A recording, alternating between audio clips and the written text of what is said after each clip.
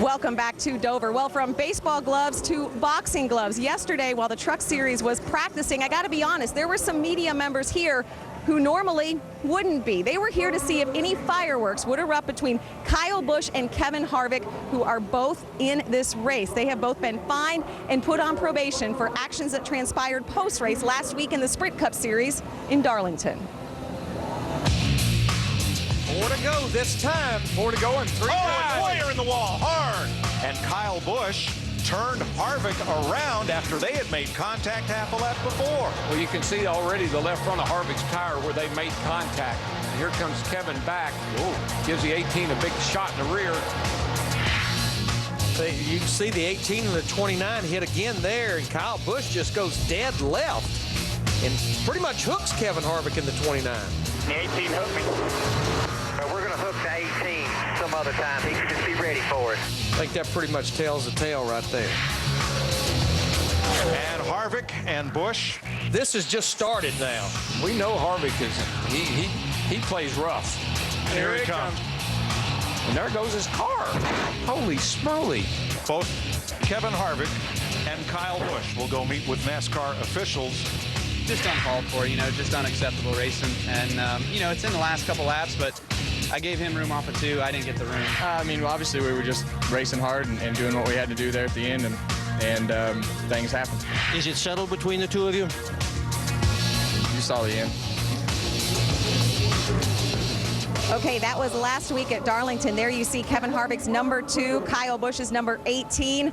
Right by each other on the grid. They qualified 2nd and 3rd. So what has happened since we've been here at Dover? Well, yesterday both drivers met with NASCAR brass where they were reminded that they are on probation for 4 weeks, and that probation covers all 3 of NASCAR's top series. Now, they have not been throwing punches with their fists, but this morning they both threw punches with their words. Yesterday, Kyle's explanation was he had a flat tire and hooked me on the straightaway. So it's kind of one lie after another, and when you hook somebody in the right rear quarter panel, that's the equivalent as throwing your gloves off in hockey. It's, that's the point where everybody's reached the boiling point. Apparently he's watching too much hockey, but that's what you do in your own time during the week, I guess. To me, I did have a left rear tire flat, and I wasn't sure that if I turned too hard to the right to stay off of them or to get away from them, that the car would actually spin out the wrong way. My car would. So, believe that for what it's worth. Whether I was right or wrong, they're gonna back me up, and I'll do the same for them. So that's the great part about our team, and the 18 team not backing him up. I mean, when you don't have a backbone, how can you back somebody up? Here we go. Yeah, Kevin Harvick, we just heard the war of words in the media center, but now it's time to go racing. What are your thoughts as we get ready to, get on the racetrack and get it done on the track? Well, I'm excited just about our bad boy buggies, Chevy. It's been good in practice, and just got to do what you got to do on the racetrack now, so should be fun.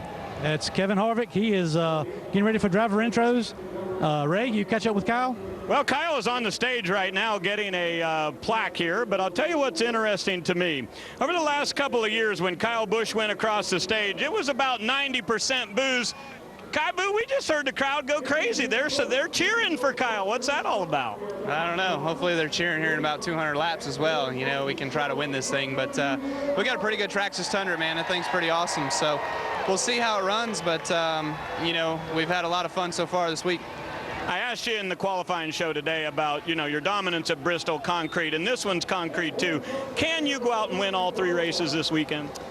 Certainly. I wouldn't think that there'd be a reason we couldn't. We almost won here last few years, but just quite haven't been able to close the deal at the end. But nationwide race and the Sprint Cup race we won here in the springtime last year, so feel pretty good about it. I definitely think we got an opportunity to sweep it this weekend, but nationwide practice didn't go as good as I wanted to, but you never know what can happen in these 200-mile races. All right, we wish you good luck. Kyle heading down the end of the grid, and Krista, I have to tell you, throughout the course of the night, I think we're going to see that 2 and the 18 side by side a good bit. It's going to be fun for sure. It's rowdy versus happy, owner versus owner. This may be where it's culminated for now, but this is not where it all began.